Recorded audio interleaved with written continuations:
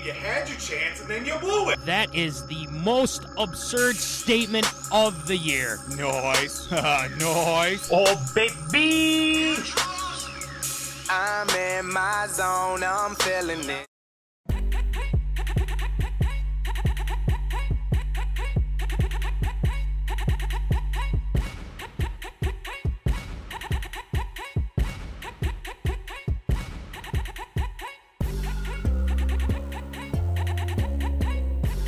Live from Rock Solid Studios in Granite Falls, it's time for MinneZona Sports, live with DJ Matty C. and Paul the Shield Vold.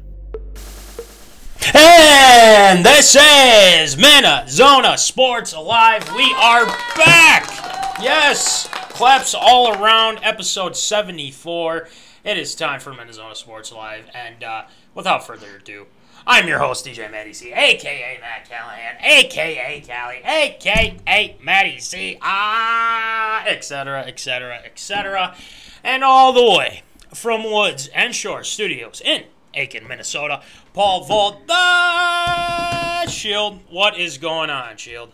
This week has been flying by way too fast, which is also a good thing because that means we got closer towards the show, which also means that tomorrow would probably be Friday at this point too, which means we're already closer towards the weekend. So there are some good things about the week moving pretty fast, but looking forward to another great show tonight. Yeah, me too.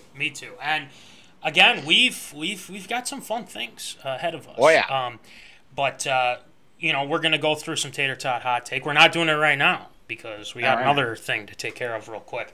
But that, and then we have Infinity Rankings, of course, the top preseason rankings. I'm going to give them to you, my 6 teams so far. And this isn't, this is very early, okay. So a lot can change.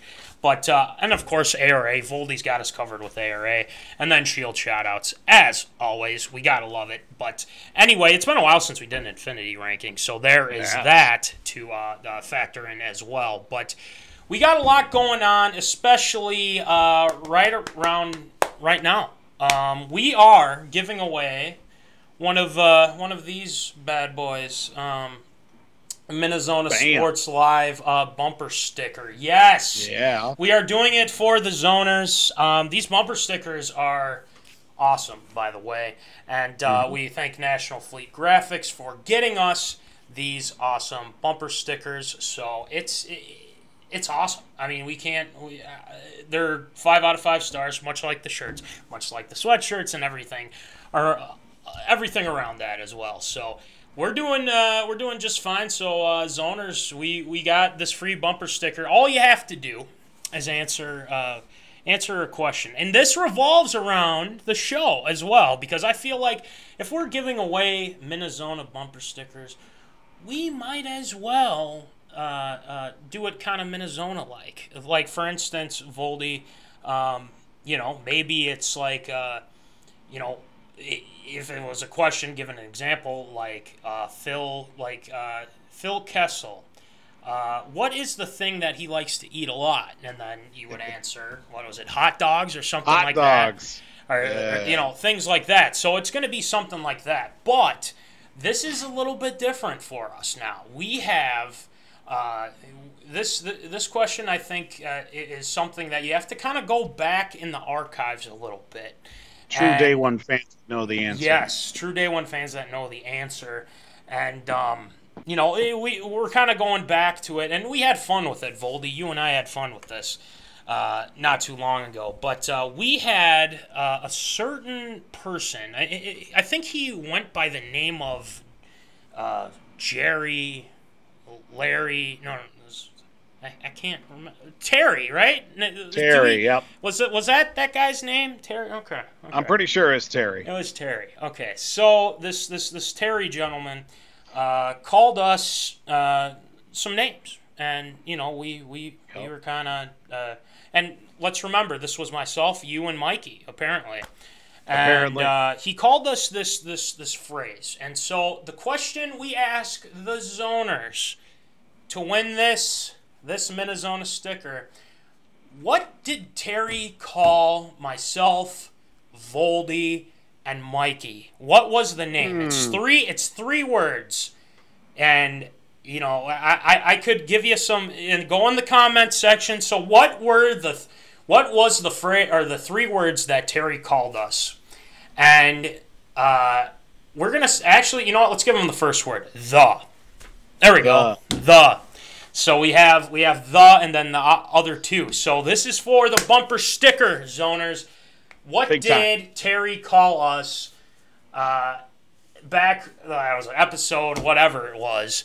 It was a while. It was a while ago, and might have been almost a year ago. I think it was. It might have been this past fall/winter. Yeah. Who knows? Yeah. So, what did the zoner hater Terry call us? The first word is the, and then there's 2 more words after that, and so you know they're probably I've seen some zoners on. They're probably looking, finding where the heck.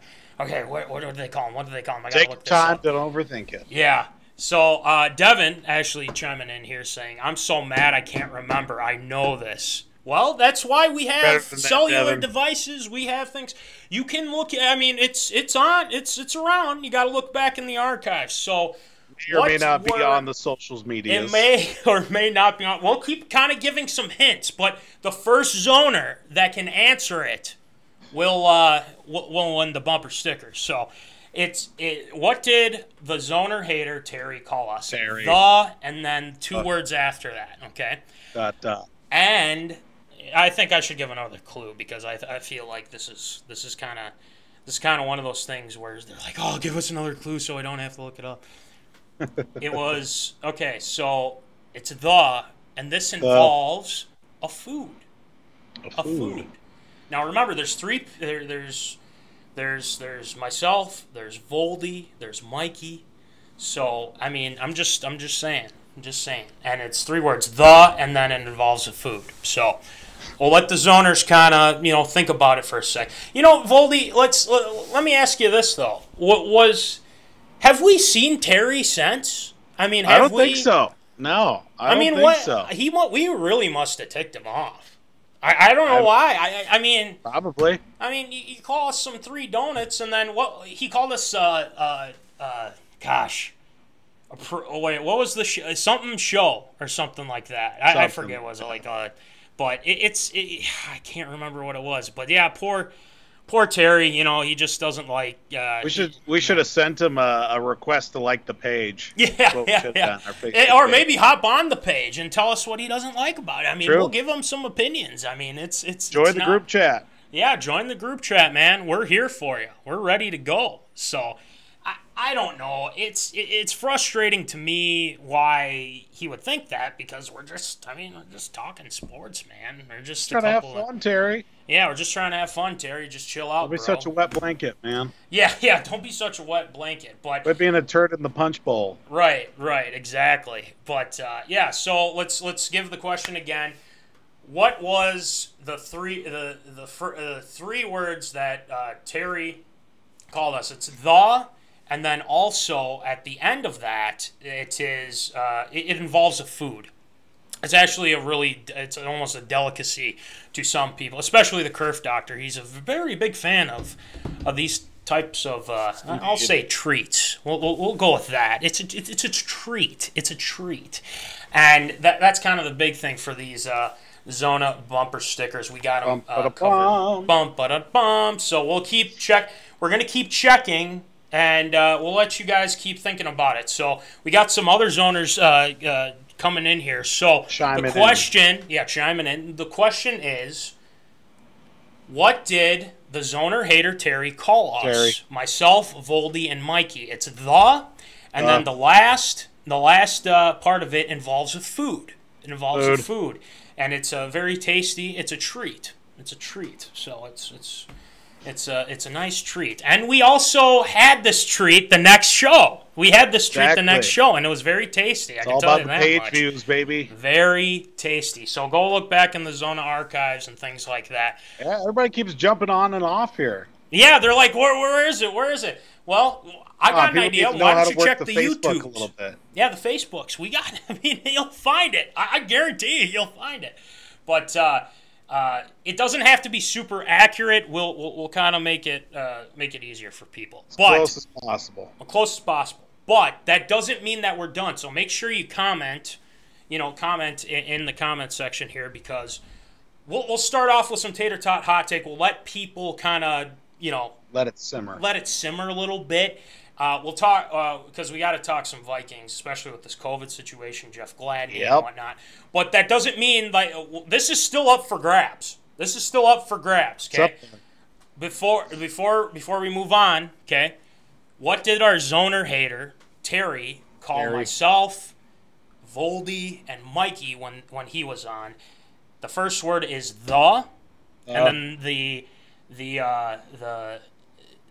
it's a delicacy. The third word involves a delicacy, okay? So give us your comments. This is for a free MinneZona bumper sticker, and we'll keep you in tune. Make sure that you go in the comment section, you give your answer. We'll see what happens, okay? Then I'll give another hint. I'll give another hint here soon, so we'll keep it rolling. But anyway, Voldy, let's get it going with some Tater Tot hot take.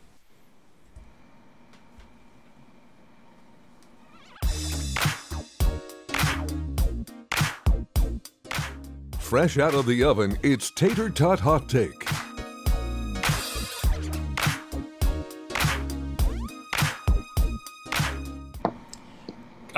Kerf Doctor also gave a nice hint too. He said, it is also featured at a prominent gas station chain. It is. It's a delicacy. It's a delicacy. So, for this free MinneZona bumper sticker, it involves it's 3 words. It starts out with and it's a delicacy. And it's usually something you eat at breakfast. It's a sweet. Like I said, it's a treat. Sweet. We'll see what happens. Breakfast, things like that. And you can have it any time of the day. I mean, you really could. You really could, but then again, that's what it is. So anyway, we'll keep looking at the comment section. We have the free bumper sticker ready for this is the first zoner that gets to us here. But Voldy, let's get it going with the Minnesota Vikings. Obviously, we know the situation right now with the Minnesota Vikings.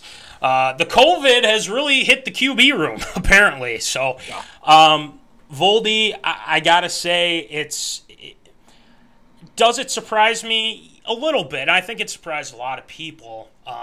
So, not only was it Kirk Cousins, but Kellen Mond was the one who tested positive for COVID. So Kirk Cousins, close contact, including Nate Stanley, another close contact as well. But the good news is news out of TCO today is Kirk Cousins will be back practicing tomorrow, which is really good. Yep. But for the past couple practices, we've had Jake Browning, and he's done fantastic. Now, Jake Browning, I feel like has kind of done some good things, especially working at the scrimmage. He did pretty well too. But Voldy, there's been some reports too that the Vikings are like one of the worst teams about getting vaccinated. I mean, are we starting to sweat a little bit with all these players thinking that, hey, I don't want to get vaccinated because they have a different belief? What do you think about this? I mean, I don't understand why they wouldn't at this point. Look, everybody's entitled to their own opinion. I'm perfectly fine with that. But, we talked about this a little bit last week. Look, you get sick and you can't play because you got the vid. That's your own fault in the first place. There's the vaccine out there. You could have gotten it, and you would have at least gotten yourself, some reassurance that you'd be able to go out there and make some money. Because if you miss time and miss playing games because you aren't vaccinated, that's on you. You're taking money out of your own pocket to begin with, other than just, getting a couple of shots, maybe have feel like, not feel so hot for a couple of days, as opposed to maybe a couple of weeks while not getting paid for your work and time being as well. It's unfortunate, just because of the fact that the Vikings, of course, they're a class organization in every other sense, but the fact that they're like 29th or something like that out of the 32 teams that are, or are they the worst in the league of getting vaccinated as well? It's just sad to see as well. And of course, all the incentives and the, everything that goes along with it to get vaccinated. Then you get all these other guys, blowing the whistle on a whole lot of other things to say, no, I'm not getting vaccinated. Like, look, again, I understand. You're entitled to your own opinion. But if you get sick because you get COVID and you start pointing the finger, the only way you start pointing the finger is right at yourself. I'd just like to see if, everybody comes out with it. With the whole Jake Browning situation, this is why you've got a fourth quarterback on the team as well. Many reasons. Obviously, he's going to be the guy battling it out for the third spot, I think. Him and maybe Stanley as well. I don't know the progression right now of where Kellen Mond is. So, 2, 3, and 4, it's all, a three-sided coin right now to see who's going to come up the lucky winner, because we all know that Kirk's going to get the starting job. It's all going to be figuring out, okay, who's going to be the backup in the situation and who's going to be the guy in sweats holding the clipboard and listening on the headset, week to week while the other guy's on the practice squad. Let's see what Jake Browning can do a little bit. And, like you had mentioned, too, he might have turned a few heads during the scrimmage earlier this week. So be interesting to see how things turn out here with training camp. Voldy, we have breaking news. We have breaking news. I think we have a winner for the bumper sticker. The question that I asked, we asked was, what did Zoner hater Terry call us when we were having our show, and then like I said, it started with the word "the," and then with the treats and things like that. But we have a winner, and it is Miss Devin Rittenbach. Let's go. The trio of donuts. The trio of donuts. Yes, girl. Correct. Devin gets the free MinneZona bumper sticker. Claps out to Devin. I knew she knew it, too. To be honest with you, I knew she was going to get it. It was just a matter of time, because I know that she's tuned in the show, a handful of times and whatnot. But the bumper sticker is going right to Devin, so she wins the free MinneZona bumper sticker. But it won't be the last time we do this. And they're very cheap. They are very, very cheap, okay? $2 for the little one. We got the little ones. And then we have some big ones, too. So we have, the little ones, $2. And then these babies are only $3. $3. It's pocket change for most people. Let's go, so. Cost more to ship them. Yeah. So, Devin, I will be sending that to Kansas City as soon as possible for you. And, you can put it on your car. It depends. You can put it on your laptop. You can put it anywhere you want. But MinneZona Sports Live, we've got awesome stickers as well. So, congratulations to Devin. She gets the MinneZona bumper sticker, and the trio of donuts. That is a MinneZona memory we won't forget. I can tell you that much. And then we threw. I don't want to say we threw shade, but we kind of let Terry know, hey, we got donuts for you. Where's your donut, bud? It's kind of how it goes with that. But going back to Tater Tot Hot Take with the situation with the Vikings, and like you were talking about, Voldy, Browning going in the scrimmage turned a couple heads. I think that's a nice thing to know. For a fourth-string guy, I believe that's what they were talking about. But let's get to the COVID situation here, okay? Now, Voldy, I think you and I are kind of saying, just get vaccinated, you'll be fine type of thing. Now, and Mets brings up, this comment just came in, Vikings have a 64.5% vaccination rate, worst in the league. There you go. Now, that is concerning. And I agree. And I agree. I think that some of the things, and Zimmer even said it, some of the things that these guys read are just completely, off, okay? Because if you get the vaccine, I feel like you're better off than not having the vaccine. That's just my opinion. But then again, you have to, if you decide not to be vaccinated, you have to go through all these protocols. You have to be tested every day. You got to wear a mask. You got to do X, Y, and Z. Now, why would you want to do that unless you were like, yes, please put in the vaccine. I don't want to have my teammates be at risk, my coaches be at risk, or anything like that. Just get vaccinated. Yes, if you're vaccinated, you can still test positive for the virus. Yes, but it creates less of an impact is how we look at it. Now, I don't want to sit here and get all political about it. That's just my opinion. And yes, you have the right to say, I don't want to get, things like that. But we have to always remember, too, is that it not only affects just you, it affects everyone else. So I think that, the NFL is actually, now that this Delta variant's coming around, more players are getting vaccinated. So I hope this teaches some people a lesson, saying, listen, just get vaccinated. You'll be fine. That's how I look at it. And, if you have a different opinion, please let us know. I'm not going to come at you, guns a-blazing. I'm just saying my opinion, if you get vaccinated, not saying this is going to completely go away and everything like that. But Kellen Mond, I believe, was unvaccinated. So, it's going around. Maybe he'll get vaccinated, maybe he won't. We won't know. I don't think we'll ever know. Kirk Cousins, a lot of people have been wondering about him, too. Is he going to get vaccinated?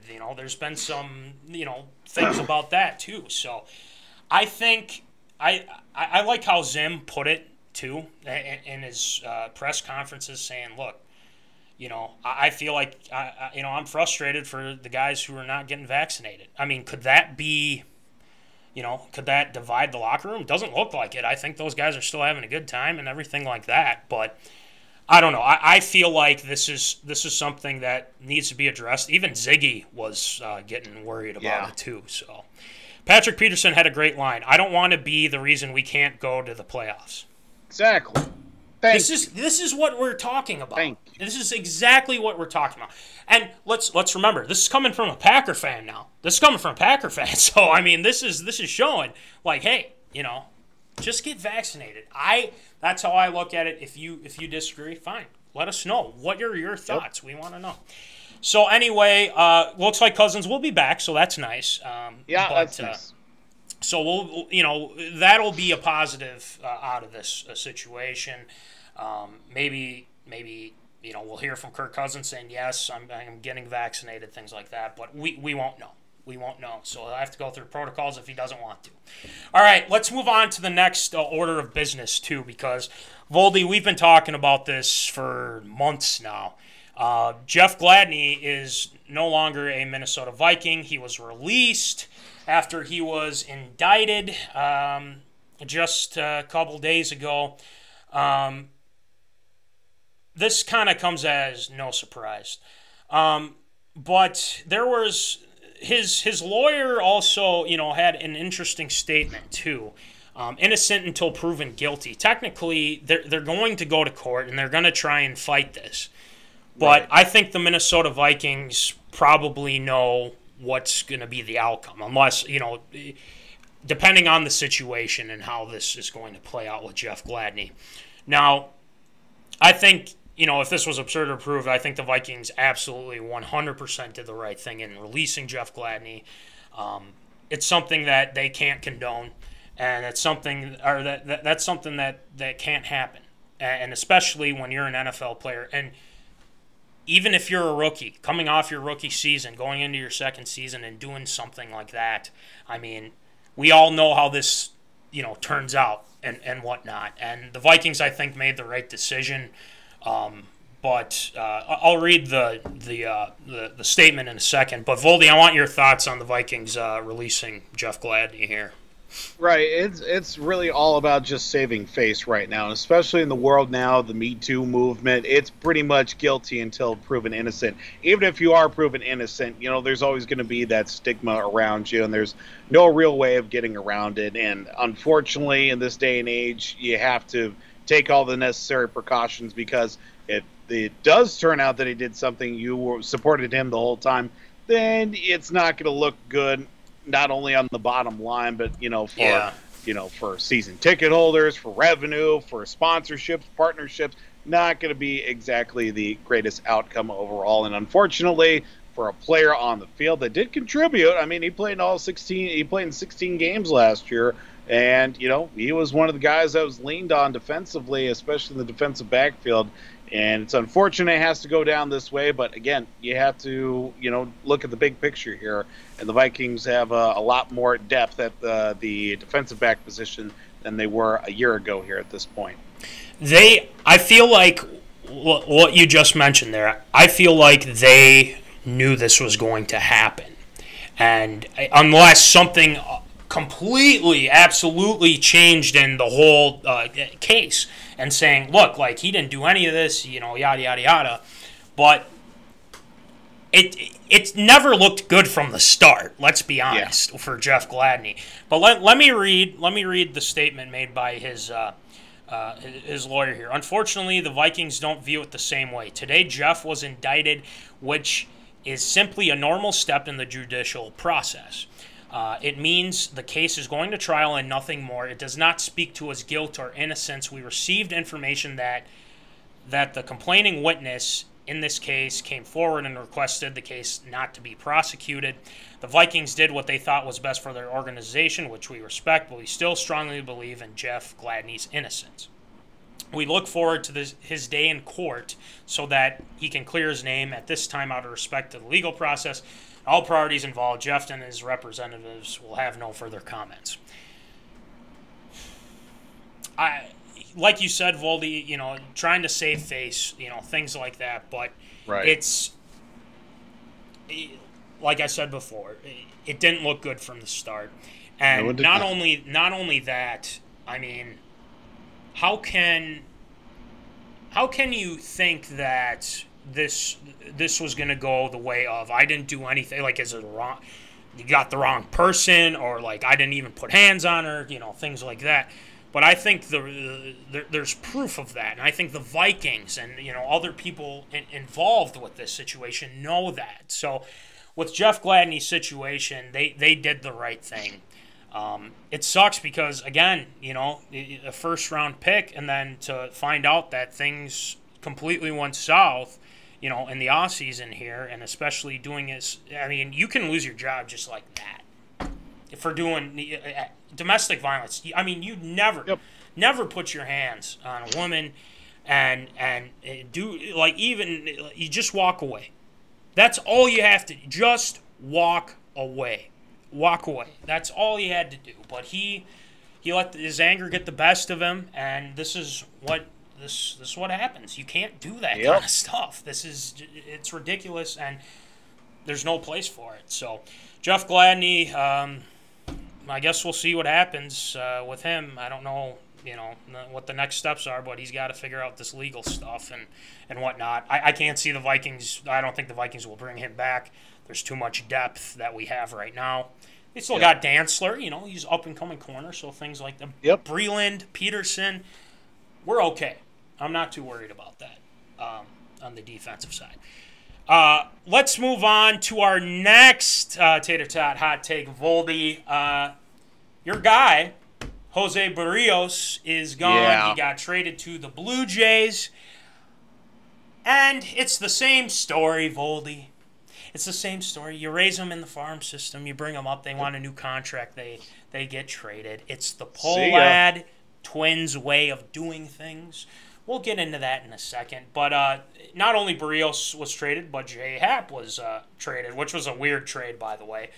Twins got some good prospects in return. So what are your thoughts on the Berrios trade, and then your thoughts on the Happ trade, Voldy? Yeah, I mean, you weren't going to get a much higher return than you were with Jose Berrios than it was right now. You get two of the top 5 prospects out of Toronto, a pitcher that's playing for Team USA right now. And you get a shortstop outfielder who could quite potentially be the next Byron Buxton, Nick Gordon, Royce Lewis, all wrapped up in one, hopefully.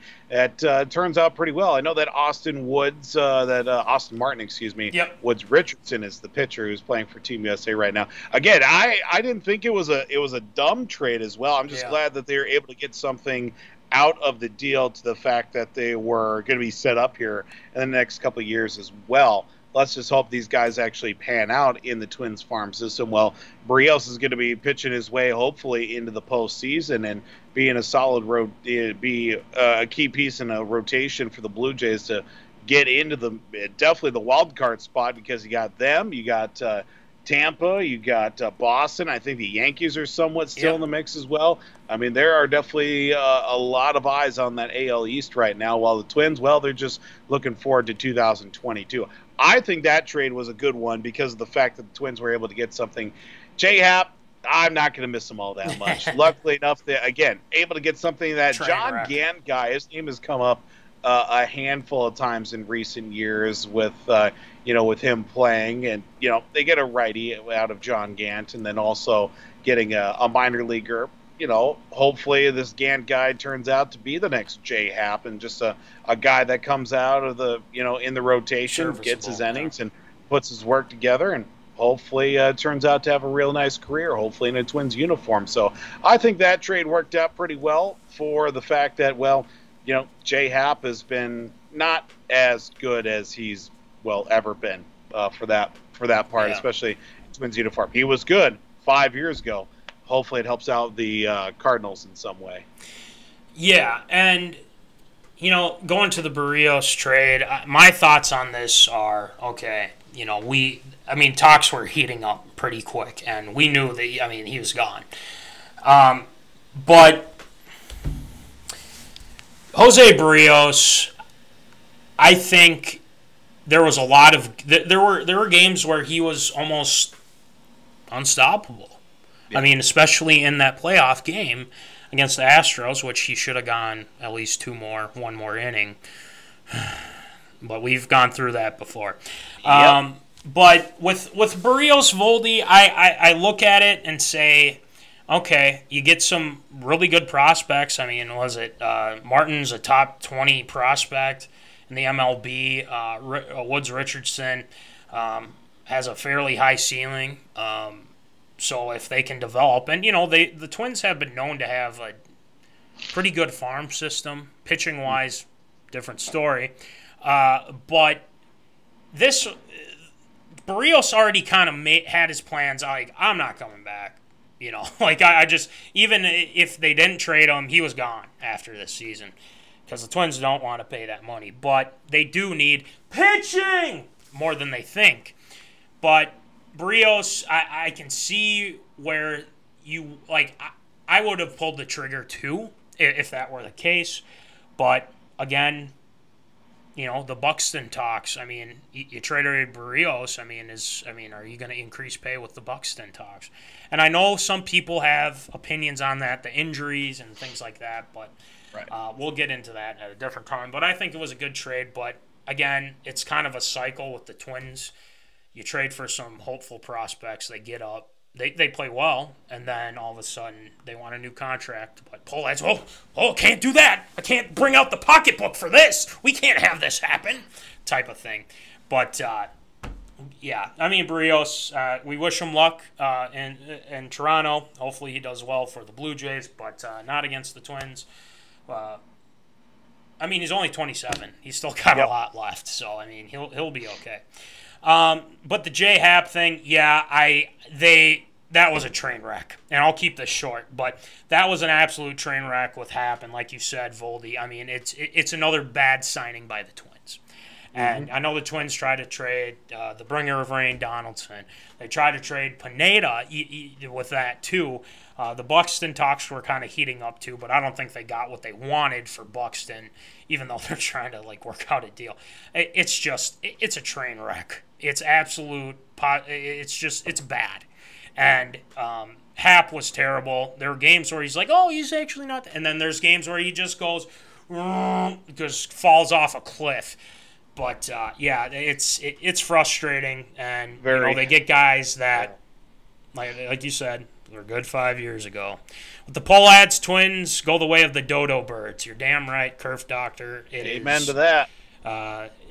Kerf Doctor has the same mentality as us, Voldy. It's the Pohlads. It involves the Pohlads. Jim Pohlad's like, well, we thought they were going to be good. It's like, buddy, it's you. It's you guys. You won't let them do your jobs because you won't give them the money to do their jobs. So that's how we look at it. But anyway, that's pretty much it for the deadline. Twins are pretty much dead in the water. We're going to leave it like that. But Yeah, we'll move on. Or no, hold on. We got Mets. Uh-oh. Our rotation now consists of Maeda, a couple of number 4s and 5s, and a guy who's allergic to throwing more than 65 pitches, Bailey Ober. Shots fired, but then again, it's warranted, especially when I think the coaching is, and I still believe, I still think Baldelli should be fired. That's just my opinion. They had high stakes. They had a lot of hopes into the season, and it's completely gotten crushed. So, anyway, that's just my opinion on it.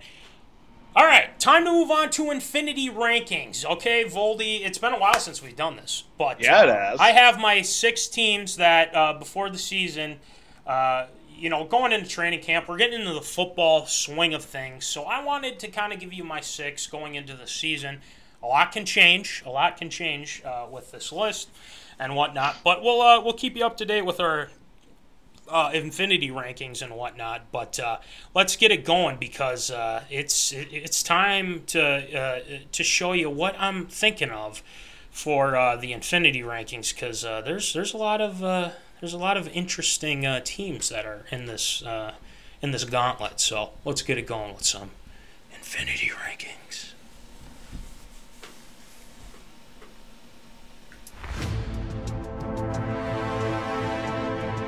While many have power rankings, none have captured them all.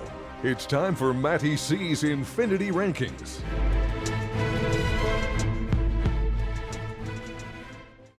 All right, it's time for some Infinity Rankings. Voldy, I don't think you'll be too surprised with some of the lists.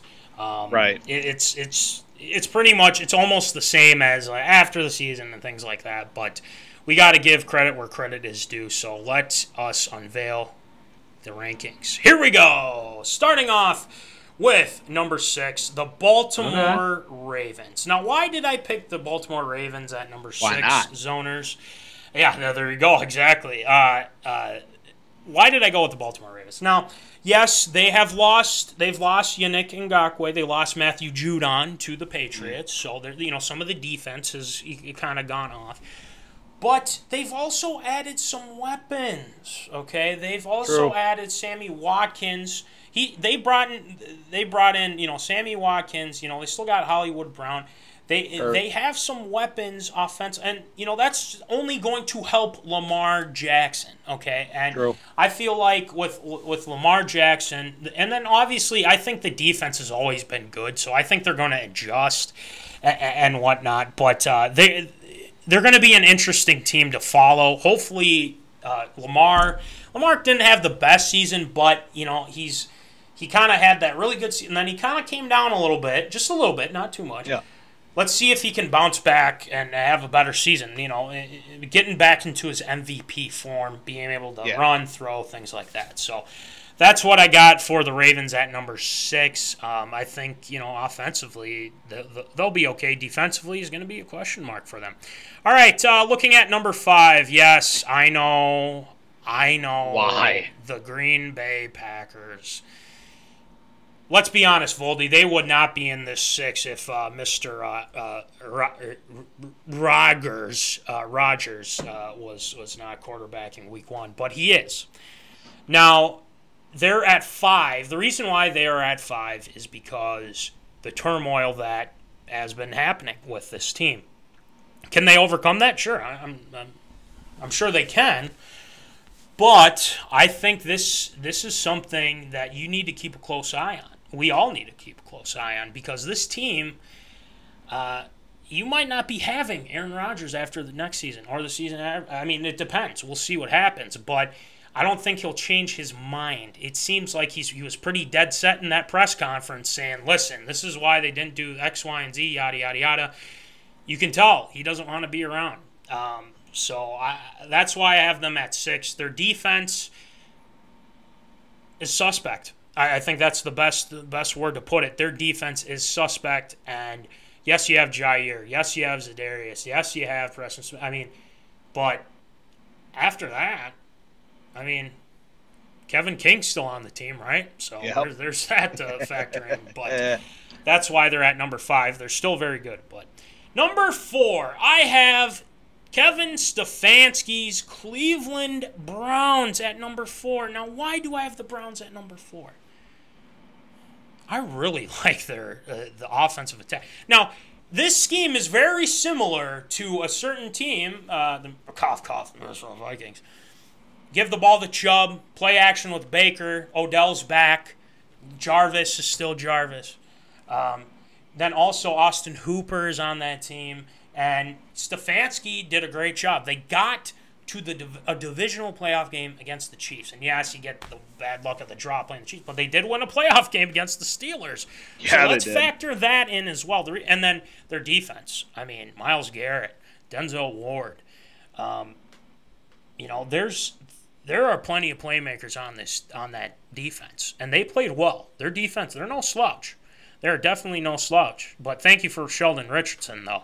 But the Browns, I'm serious. If you can get that pass rush going with Garrett, and he's healthy. Ward's I think has some injury problems, but if he's healthy as well, I mean the Browns, they are looking pretty good. I'm not saying they're going to go to the AFC Championship game or anything, which I'm not saying they can't.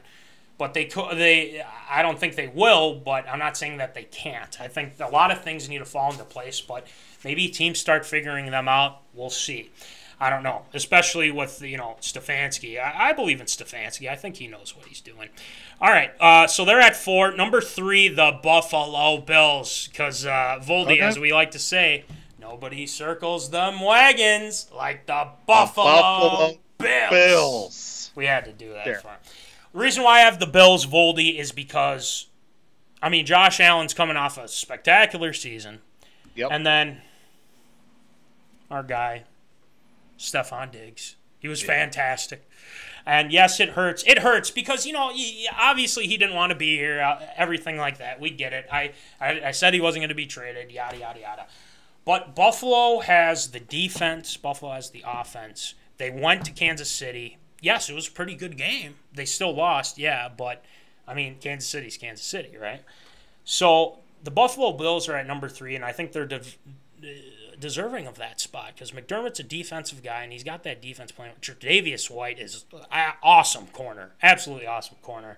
And, their defense is led by none other than Leslie Frazier. So that is something to look at, and they're doing a great job with how they've been playing and especially the weapons that they have. The running game is okay when Allen can run and, specifically design plays like that. But as long as you're getting ball to Diggsy and as long as you're able to run the ball well, Singletary's okay. He's not great, but, they make do, and they were able to get to an AFC Championship game. So, there's a lot to be hopeful about with the Buffalo Bills.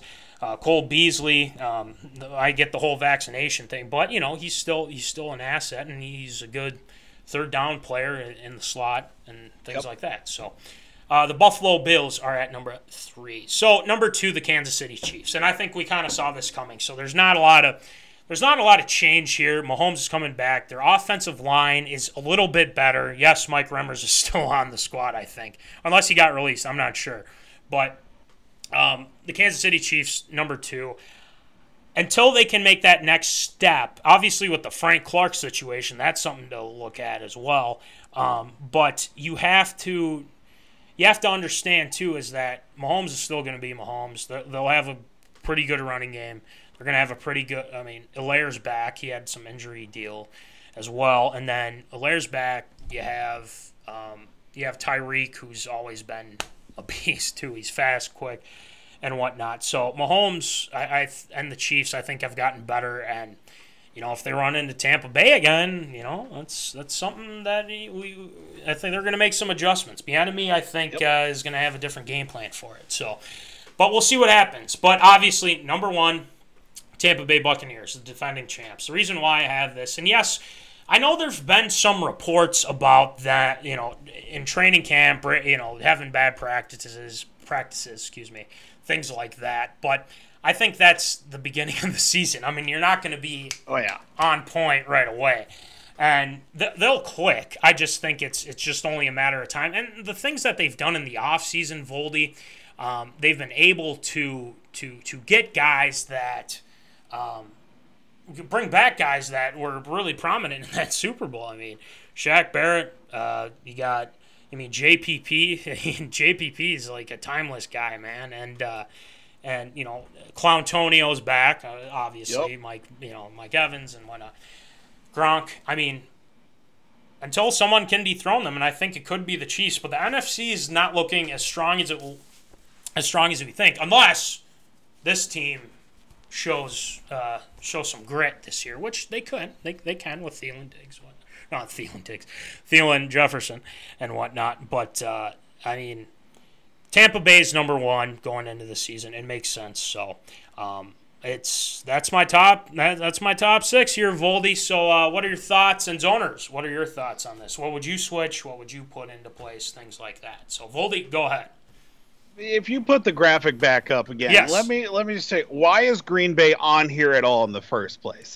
They are having the most possible worst situation for training camp to start off the year, minus a team moving from one city to the next. You cannot tell me with a straight face that Green Bay is in the top 5 right now for having good at training camp. You have your quarterback show up literally day of, and just like, with all the turmoil that went off from the moment you lose the NFC Championship to the day of opening training camp, wondering if he's even going to be around in the first place, you cannot have any confidence in your team to begin with.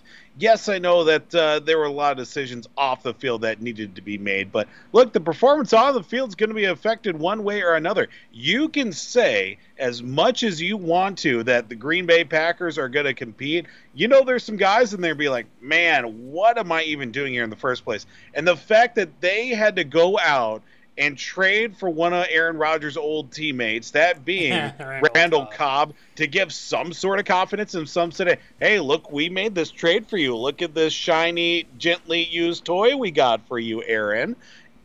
To even feel remotely good about yourself, there's not any sort of confidence. I'm taking them out at 5. Baltimore is going to move up. And I almost made a strong case for this team to be all the way up to the number 3 spot. This team being the New England Patriots. Whoa! Now, hear me out. Hear me out on this one. Okay. Just hear me out.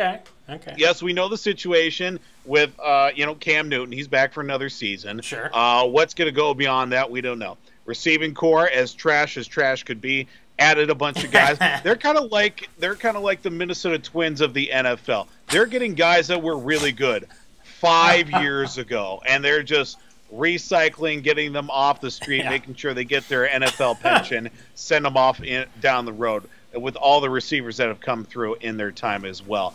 But I look at this situation. They brought so many guys back on the defensive side. They were so hurt on the defensive side. They brought back Matt Patricia to help out the defense that was trash last year as well. You get back Jamie Collins. You get back Kyle Van Noy as well, 2 guys that were stalwarts defensively before they decided to go down elsewhere as well. Then you bring back Dante Hightower, who sat out last season as well. Anthony Judon on the defensive side as well to help provide a little bit of depth on. Yeah, you get Judon. Yeah, that's Matthew. Anthony, same difference. All good. Either way, Judon's with the squad now, and instead of playing against the Patriots, he's playing for them.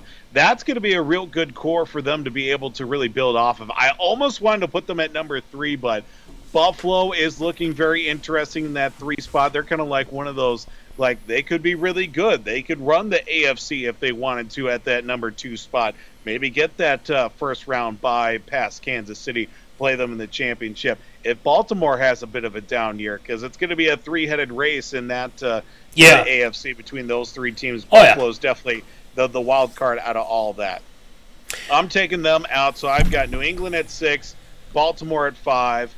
Number 4, the Browns. Browns are going to be, I'm going to hold them at number 4, just because of the fact, no good, no bad from this offseason for them. I think, if anything, it's just about building off of last year, because they made that noise and going up against the defending champs in Kansas City at that point, and literally just one play away from, 1 or 2 plays, I should say, from defeating Kansas City at their own field. If it wasn't for a 4th and 1 roll out to the right, you get Chad Henne throwing the football out there on 4th and 1 on a rollout, who hadn't thrown a football in 7 years at that point. But you get that sometimes. That's football for you. So the Browns at 4, Bills at 3, and then 2 and 1. It's as easy as it can be. You get 22 offensive starters and 22 offensive and defensive starters back from last year. I mean, it's the Bucs world. We're just living in it right now. It's Tom Brady's world. We're just living in it, I should say. Happy belated birthday to Thomas Edward Patrick Brady Jr., by the way. More on that coming up with Shield shoutouts here this evening as well. But Infinity Rankings, get that pack out of there and throw in the Pats. Well, the thing is I look at this is how I looked at it. I looked at it from the perspective of if Rodgers is behind center, which I think I can't see him being so vile against Green Bay to say I'm going to sabotage this. I'm going to sabotage. I'm just going to throw pick after pick after pick until you. You could? Oh, okay. Moles, I guess. He's got his money. He's got nothing left to prove now. Sure. I mean, that's true. Maybe he will. And if he does, that's great news for us. I mean, honestly. But I debated on this. Okay, now, no, don't get me wrong. I debated on the Vikings putting them at 6. I didn't do that. But I think they're at least in the 10. I believe they're in the 10. I think they have enough improvement to be deserving of maybe a 10, 9 spot, whatever. Maybe even 15. I mean, yeah, definitely 15, I feel like, because with the offensive weapons and whatnot. But I looked at it from, okay, if he's in there, okay, we're going to put them at 5. Maybe I could have swapped them for 6. I don't know. But that could change. That could absolutely change. Kerf Doctor agreed with you as well, so there's that. But a part of me just knows whenever when Rodgers is behind center, they always have a chance. But Green Bay usually F's it up at some point, right? So there's that factor in as well. But I can look at and say, okay, the Patriots, I think a lot has to happen. I mean, with Cam, is Cam going to get back on the comeback trail here? I don't know. I think that's a big thing. But defensively, they're going to be much better, like you were talking about. I agree. And I think I considered that too. So there's that. Anyway, that'll be Infinity Rankings for this week. Let's move on to Absurd or Approved. We got a lot of good ones involving the NFL. We've got college football. We've got MLB, NHL, the whole kit and caboodle. So let's get it going with some Absurd or Approved.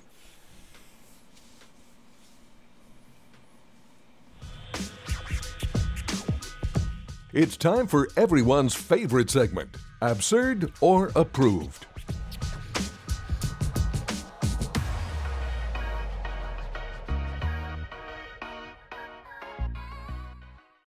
All right, Voldy and Zoners, let's get it going with some Absurd or Approved. So, Voldy, why don't you rattle them off for us, please?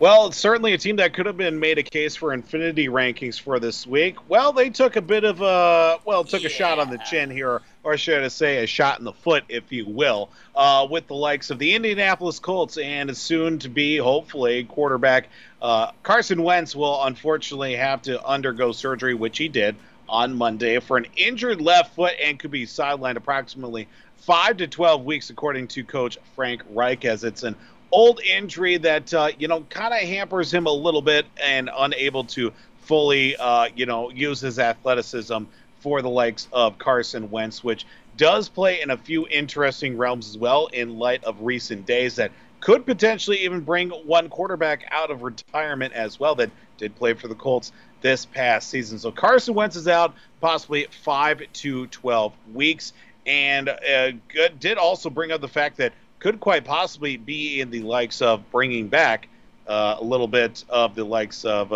what's the guy's name? Nick Foles.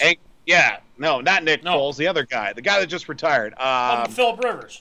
Phillip Rivers, that's it. Golly, geez. Yeah. Angers a stew out of me. It's all good. But, absurd or approved the fact that this is going to, losing Carson Wentz will set back not only the Colts, but the Colts offense as well.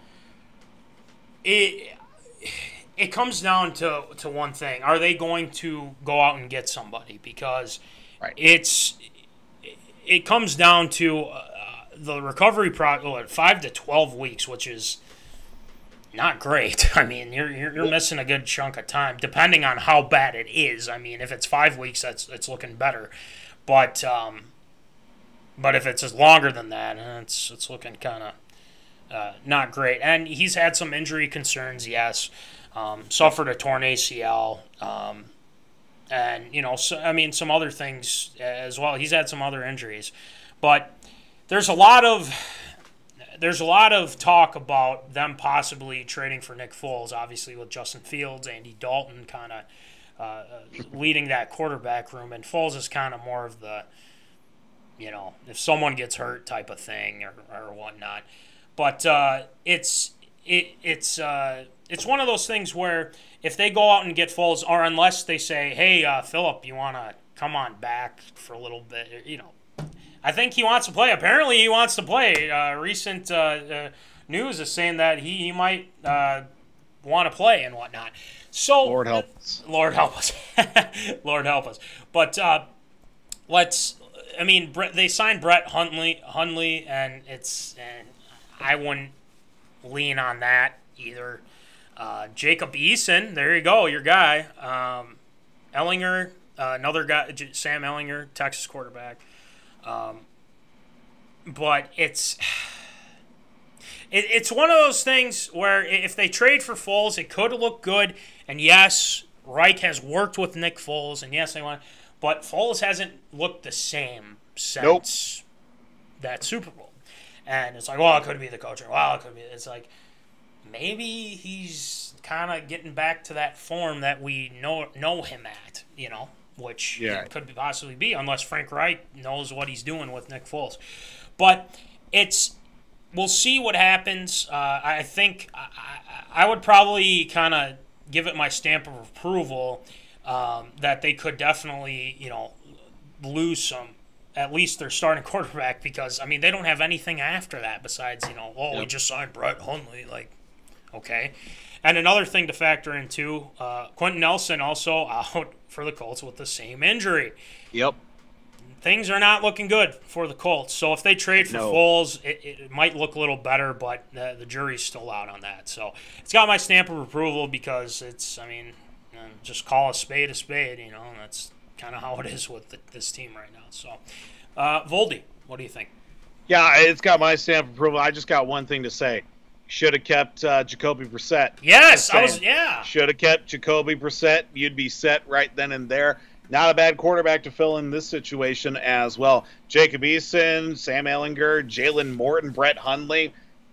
No, that's not going to work as well. But you're going to have to make do with what you got because of the fact that they invested in Carson Wentz and he got hurt.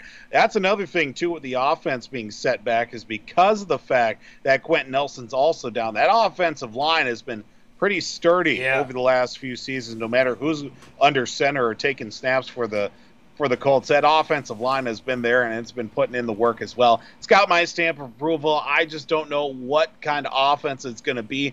They do have Jonathan Taylor back there in the running game as well. They got a few up-and-coming wide receivers, too. Obviously, they got T.Y. Hilton still in the fold there as well. It's just all about who's going to be handling everything and throwing the ball as well. May take a little bit more of the running game to set the approach as well. It's got my stamp of approval. I think they're going to be hurting to start off the year.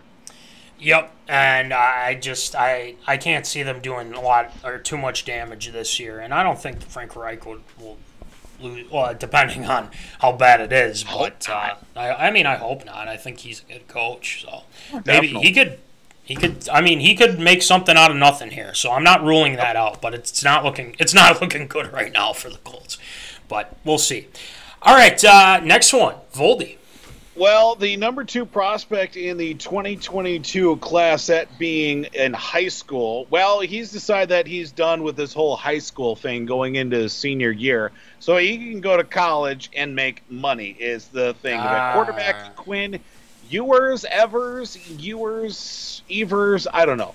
Either way, kid out of Texas, number 1 prospect out of the state, out of Carroll High School in Southlake, Texas, a quarterback factory, by the way, has decided to forego his senior season at high school and enroll early at Ohio State, quoted as saying that he cited his inability to profit off his own name, image, and likeness as a high school athlete is one factor in his decision in deciding to head to college early in Columbus, Ohio. Now, of course, this is coming off the likes of the name, image, and likeness thing that did get passed some time ago, a little over a month and a half ago, that is allowing now college athletes to basically profit off themselves while still being in the college ranks as well. Now, I knew as soon as this was going to happen, I didn't say it actually, I thought of in the back of my mind, well, what's going to stop high school kids from basically jumping out and, just leaving their senior years to go to college so they can start making money, this being the site as well. Is it absurd or approved, this kid jumping out of high school early to, quote, make money on his own name, image, and likeness at the Ohio State? It's... I thought we were going to have this for college athletes and whatnot, but now that it's turned into high school, I just think now it's just getting to a point where it's like, for goodness sake, are we just going to keep changing everything with this and whatnot? So him kind of, I'm all about, okay, make money off your image, your likeness, and everything like that, but to skip your senior season just to go to Ohio State. And again, Ohio State's been known for getting all these great good quarterbacks, I should say, because some of them haven't panned out. Justin Fields, I think, could possibly be a different story. But we have to remember that hopefully this doesn't become a thing. And the reason why I say that is because this is a high school kid. And you rarely see that happen. Why couldn't he wait just to get to college to be able to do that? Because now you can do that. I don't get it. I don't understand why. And especially, it's your senior year. Your senior year is supposed to be one of your best years in high school. Like, you should be able to enjoy that and whatnot. But I get the reason why he wanted to do it and go to Ohio State, get things rolling and whatnot. But I just think that now we're getting too, into this whole image and likeness thing, and now are some of these, is this going to become a thing with high school guys now? Because, with education and things like that, I think it's absurd just because this is kind of a, saying I'm foregoing my senior year just to go, make money off my image and likeness, and that's fine. You go right ahead. But I think you can wait one more year before you can do that again. So, Yeah, I kind of think it's absurd. Voldy, what do you think? I see it from both sides because it's one that I thought of immediately. It's like, great, we now live in a world where a high school kid has to worry about that he's not making enough money, where in the old days it'd just be, let's just be good at football, see where it takes me. Hey, I get to go to college. Maybe I'll go to the NFL or something like that. But also at the same time, like, this kid could get hurt. Game number 1, senior year, his college future is done. Devastating leg, shoulder, hip, head injury to the point where he can't play. And, his whole ability to play football and maybe, whatever he was looking towards in life is basically just taken away from him. I see it from that side. A lot of the reason why guys in high school for college or do the one and done college basketball go 1 year college right to the NBA and try to make money, or guys nowadays going from the high school ranks right to the development league, the G League or whatever it's called nowadays, again to make money, because you just never know what's going to happen. Some sort of fluke injury, something like that happens. But I think it's absurd, because of the fact that you are automatically number one, you're the number 1 prospect out of your state, number 2 prospect overall, and now we're in the situation very much similar to what's going on with high school basketball into college, foregoing college and going straight into the G League or playing overseas as well. And now that we get these kids basically, leaving their high schools early to go to college to start profiting off themselves as well. But, and at the same time, I feel bad for the guys that, I have to work 2-3 jobs just so that it can be a third string defensive back for these college teams that are now seeing this kid straight out of high school right off the get-and-go, and he's getting deals with Nike, he's getting deals with Barstool Sports, yada, yada, yada, and all that stuff as well. And it's just like, it's not fair, but at the same time, that's just the way life goes. If you're good, you're good. And apparently this kid is good to the point where he can just jump right out. Let's just see if he ends up even,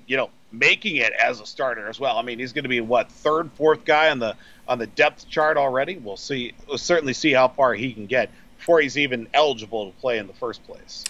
And I don't think Ohio State's complaining. I really don't think they're complaining, and they don't. It's like, oh yeah, sure. I mean, they're not going to stop them from doing that. Especially some of these teams. I mean, if it's the top prospect coming over to Ohio State and he's getting ready to go, no. And again, there could be other things that we don't know, and so there's that too. But I think, like we said, I think it's absurd just because we're kind of getting out of hand with some of this belief of the image and likeness, and people they're getting a little greedy, as we like to say. So, all right, next one, Voldy. Well, the Seattle Kraken have yet to drop the puck on their very first game in existence, and they've already made, let's just say, a boo-boo. The NHL did reject a contract that the Kraken did send out to free agent goaltender Philip Grubauer, basically because they wanted to pay him too much money up front. They were going to sign a 6-year, $35.4 million deal that was supposed to take place this past week, but the average annual value of $5.9 million against the salary cap was certainly something that wasn't exactly to the NHL's liking. They did break down the contract, and it looked like the initial $1.5 million variance from the 2022-23 season to the next year was a little bit higher as well, which exceeds the 25% first-year salary on the contract of about $5 million. So, with that being said, the NHL decided to nix that contract overall, and now it's got to go back to drawing papers and adjust. So that way it's a little bit more cap-friendly and much more easier for the front-loading situation. But is it absurd or approved that the Seattle Kraken try to reach their bounds a little bit with this contract by front-loading it?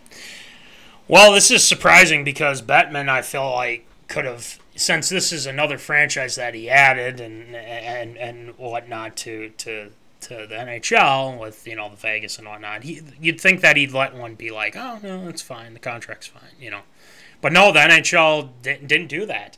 I think they kind of, you wonder if they knew about it and they're like, maybe we can get by with this. But the NHL said, not so fast, my friend.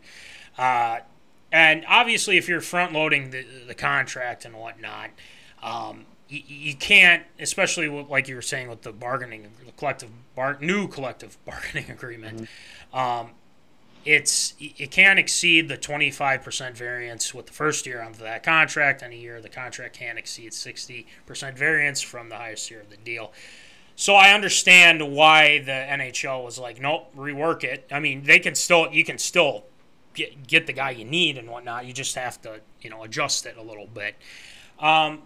So I think it's a little absurd. I think a lot of these guys should know how this all works, especially at this point. I understand you're a new franchise, but a lot of these guys that you hired are from other teams too.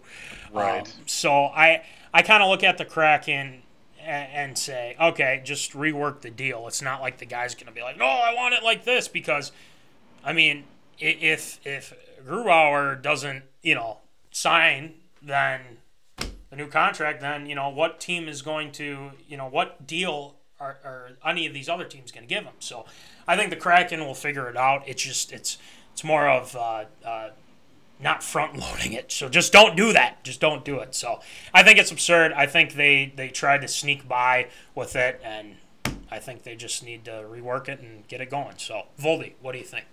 I just found this very interesting because of the fact with Ron Francis running things as the GM for the Seattle Kraken, that this would have been something that would have been an oversight to any other team. But you try and go out and get a guy, because let's face the facts. The expansion draft for the Seattle Kraken, I think, was a dud in a lot of respects. They got like maybe 4 guys out of the 20-some that they picked that were just like, really? They went with this guy who he's played like a handful of games in the pros? I mean, they did get like Jordan Eberle. Of course, they did draft Carson Soucy, a few guys like that. But you know, then you go out and like their goaltenders, they had like one guy that played like a handful of games, like a season and a half, and then you got literally nobody, like basically trade chips is what I was looking at it.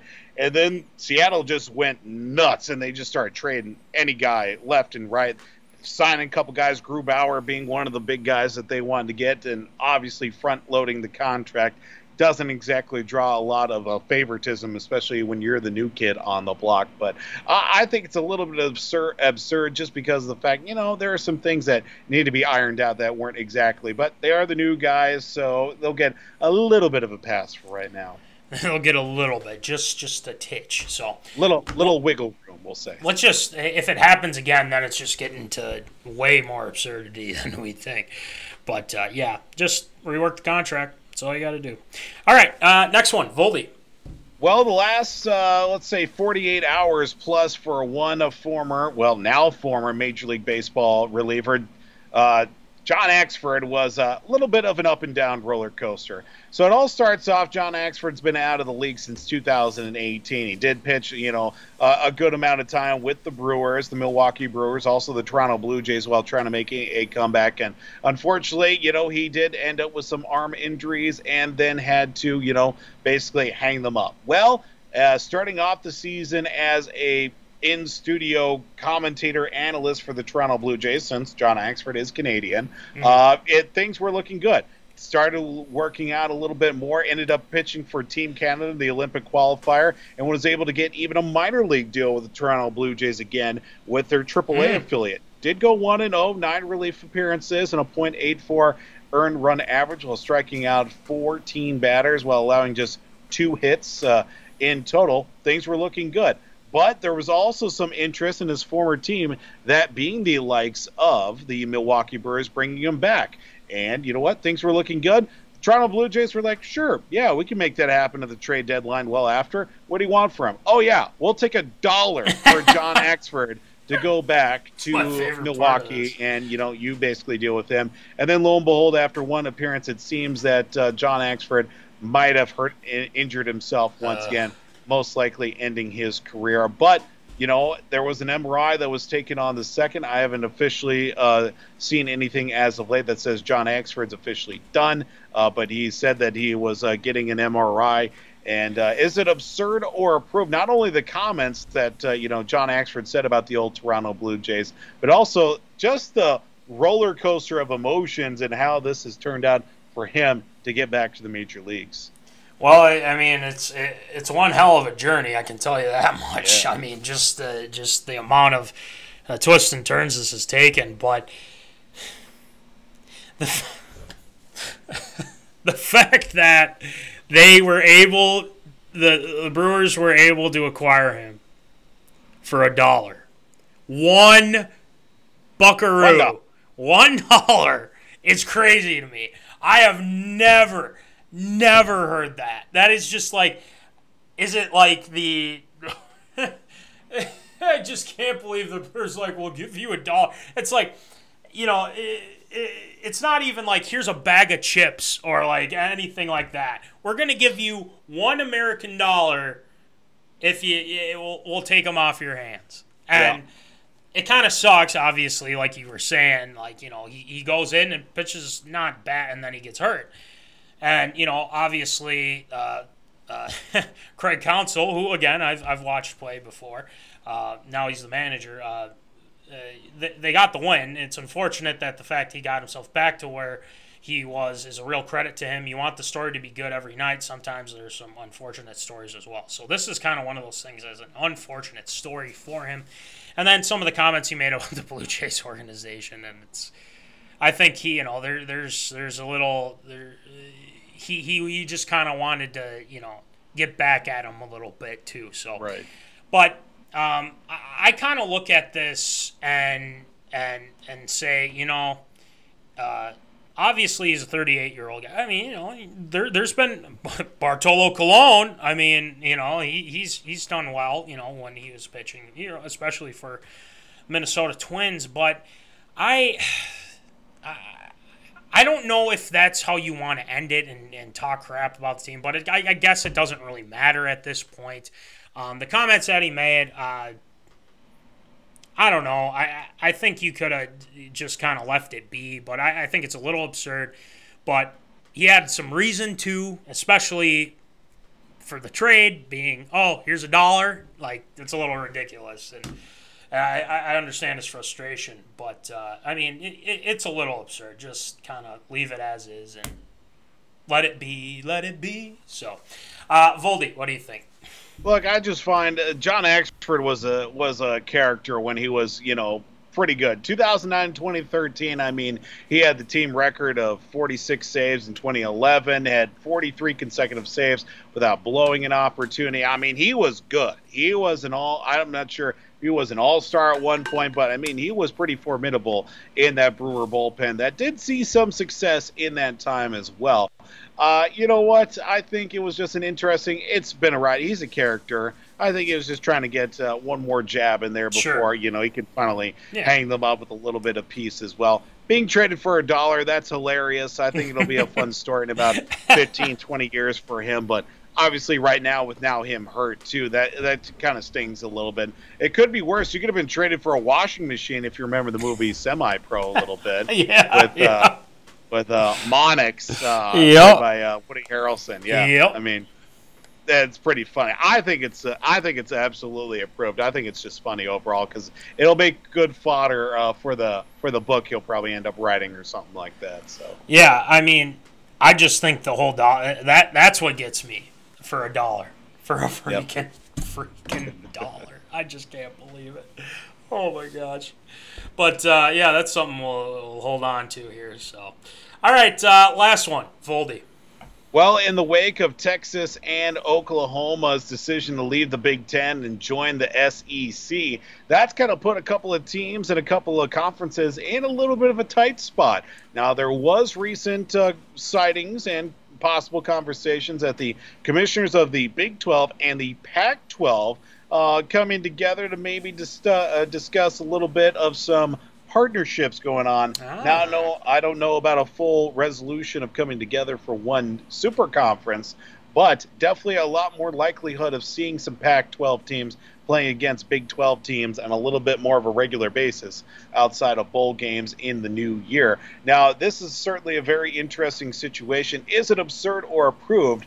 The likelihood that these two conferences could quite possibly come together to either form a super conference or see a lot more games against each other on a regular basis. We talked about this last week, especially with the Texas OU thing and whatnot. And I think this is their jab at trying to, trying to stick it to those teams that want to make that, power conference and whatnot. I looked at I watched the video that Kirk Herbstreit was talking about. And, at the end, I think this kind of sums it up nicely. It's all about money. Yep. Money. And a lot of things that I look at, I think it's kind of ruining a lot of the tradition. And not saying like, you should always follow tradition and everything. I mean, yeah, there's been some changes in college football. But if you're making this big super and then all of a sudden becoming your own entity and saying, screw college football, this is what we got. We got the power conference type thing. I personally think and then they form their own playoff and things like that. Yep. I think it's concerning. I really believe it's concerning. And we've always been saying this, Voldy, and a lot of other people have been saying this too. And, I want to shout out a specific person, a former SMSU professor, Brent Jeffers. Great guy. Jeffers, nice. Great guy. The NCAA are a bunch of greedy SOBs. I mean, they are a bunch of greedy SOBs. I'm not going to say it on here. We're trying to make it PG, sprinkle a 13.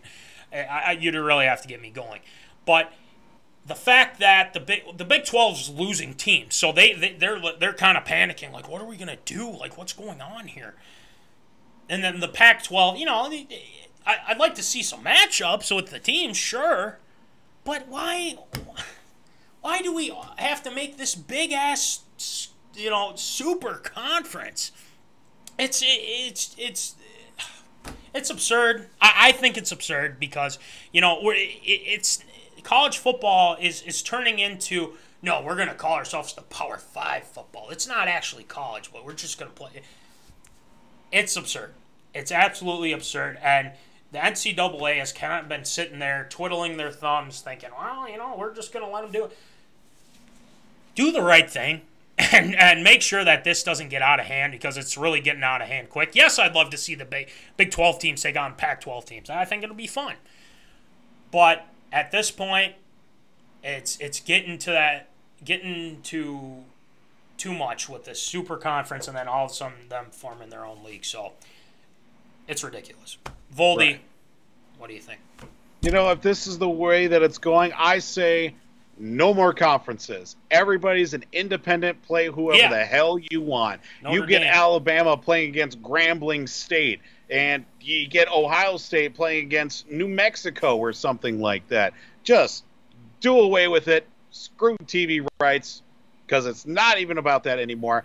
It's just all embarrassing because of the fact that we got to keep talking about this because no matter what, it's always going to come down to the money, and Texas and Oklahoma see the money in the SEC, or the Big 12 just keeps sinking further down, down, and down. Because at one point, I mean, we're not even talking about less than a decade ago that the Big 12 was the conference. And, you know, obviously, you know, Alabama and the SEC with LSU and them also throwing in the mix. You know, Auburn had that one good year with Cam Newton back in 2011. I mean, they had their moments as well. But historically, it's the Big 12 that's had, you know, a lot more longevity compared to where the SEC is nowadays. Obviously, it's all SEC, it's all Alabama from that point. But I'm just saying the likelihood of this happening, it's definitely going to happen. It's just all a matter of when it's going to be, if it's going to be this season, or it's going to be the season after, or it's going to be when Oklahoma and, you know, Texas do leave, and then, boom, super conference. Super conference.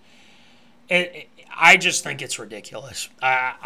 In my personal opinion, I just think they should leave things how they are. And if teams want to move and whatnot, then don't keep adding these teams because now it's just going to get ridiculous. And then it's like, well, we're going to play this team.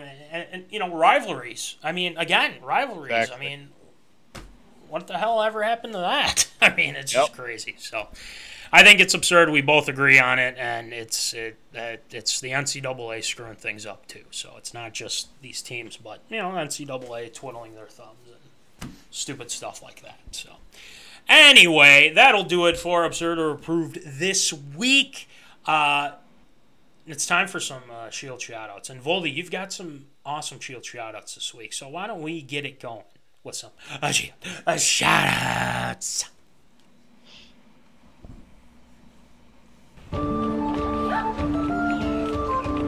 Shield Shoutouts.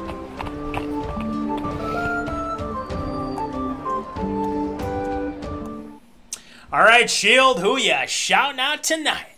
Well, we do have to wish a happy belated birthday. 44 years old, still getting it done to Thomas Edward Patrick Brady Jr., 7-time Super Bowl champion, of course, obviously Super Bowl MVPs, NFL regular season MVPs galore. Too many awards to name off as well.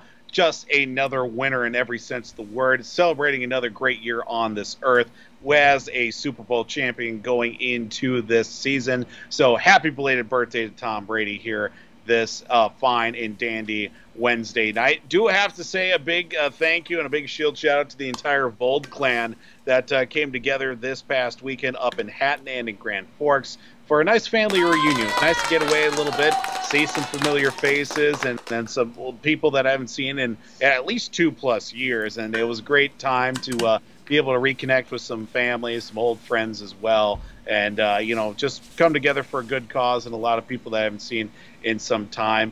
I do have to send a big Shield shout-out to some distant cousins, Matt Vold, and who is also a newlywed, by the way. Congratulations, Matt and his wife, Tori.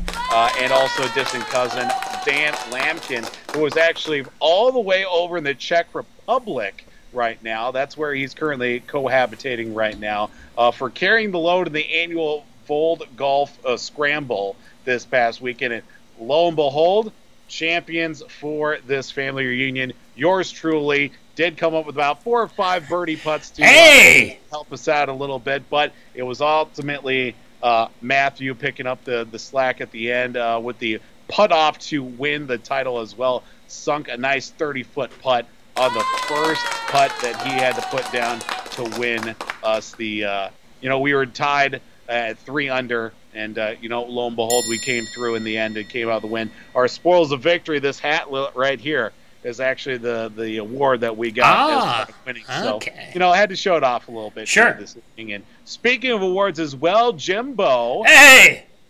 The Vold Family Putting Championship from the family reunion as well. Jimbo. About 15 of us out of 15 out of like 30 plus people that did attend the golf scramble. Jimbo came out as the winner for the putting championship. So congratulations, Jimbo, on that.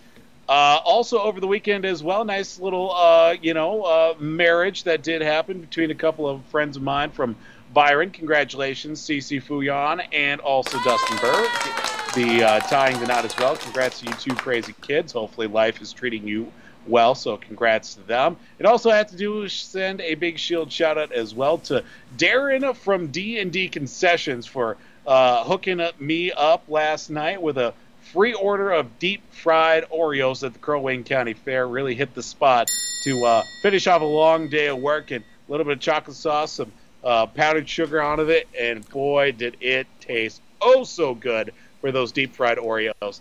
And that's going to do it for Shield shout-outs this week. Well, hey, you can't go wrong with that. And a lot of golf stuff going on with the putting champ, Jimbo, and then your cousins and everything like that. I mean, wow. Yep, show off the title one of these times. It's got a nice little trophy. Yeah, I mean, Jimbo's probably just overjoyed with it, and he's definitely. I'm sure he's feeling good about himself with winning that. So that's awesome, absolutely. But as always, Voldy, great job with Shield shout-outs. But we got to get to some other things, and also congratulations to Devin for winning the bumper sticker. I will get that to you. Hopefully, I'll have some time tomorrow to send it off to Kansas City. We got to go all the way, send it all the way to KC to get it to her. So we'll get it to Devin, and not only that, but obviously, if you missed out on the bumper stickers, it's okay. You know why it's okay? It's because they're very cheap. They're very cheap, folks. They're only $3. $3? Are you kidding me? $3 freaking bucks. We got you covered. Voldy has. We still have at least one of the Crown Rental stickers, so we still have that. And then we have some other stickers as well. The bigger stickers, these big boys. Though, they're fantastic. Devin's getting one, but they're only $3 if you want one. We can give one to you. And then the little one's $2 as well. You can throw it on your laptop. Throw it anywhere you want to. You can put it on your car. Former intern guy actually has it on his car, but it's okay. It could be better. No, just kidding. Anyway, and also we have shirts. I think people are kind of loving the shirts. Obviously, these babies are only $20, $5 shipping. We have some in inventory still, folks. There is still enough to go around. So if you guys want a shirt, you want to get it for somebody, we got you covered, because why the heck not, as the Curve Doctor likes to say. They're fantastic. 5 out of 5 stars, the whole kit and caboodle. Also, like I said, National Fleet Graphics, thank you for the stickers. Tyler Knutson, Crown Rental. We appreciate it. W2 Performance, the Barbell Nerds, Will Rattel. He's got new content almost all the time. And the thing is W2 Performance is doing fantastic. Absolutely fantastic. see the comments on YouTube. You see all the love that they're giving Will Rattel, and we love our guy Will Rattel. Absolutely, we got to get Will back on. We got to have a chat with him and everything like that. We're gonna. I'm disappointed that I didn't get to connect with him when I was in Grand Forks this past week. That's true. That could have been a good Voldy's vlogs. Me. Yeah. It could have been a good Voldy's vlogs, too. And if would have been a great one. Hit me? Yeah, it would be fantastic. So make sure you check out Will Rattel and also the Barbell Nerds podcast. Yes, sir. Stickers, $2. Really cheap. So check that out. And then Jack's Junkyard, Jack O'Keefe, he's got apparel, doing fantastic. He's on the TikToks a lot, too, so make sure to follow him on TikToks, all the socials medias for Jack's Junkyard. And then check out Breaking Into the League, Sam Gabrielli, Ryan Martin, available on Spotify, Apple Podcasts. They got new stuff coming out. And also, I think we're starting to get a little joint deal here with those guys. So we're going to work something out, possibly. We'll be in contact with those guys, and we're going to get you a new segment. So it'll be fun. Absolutely fun. So anyway, we got plenty of people that need to come on the show. We'll make sure we do that for our zoners and whatnot. So anyway, great job as always, Voldy. And yeah, episode 74 in the can, 75 next week. More fun, maybe another giveaway. I don't know, maybe another segment. We'll see. We got a lot of things. The gears are turning in our brains right now. They are. There is that. But anyway, as always, folks, keep in the zone. Holla.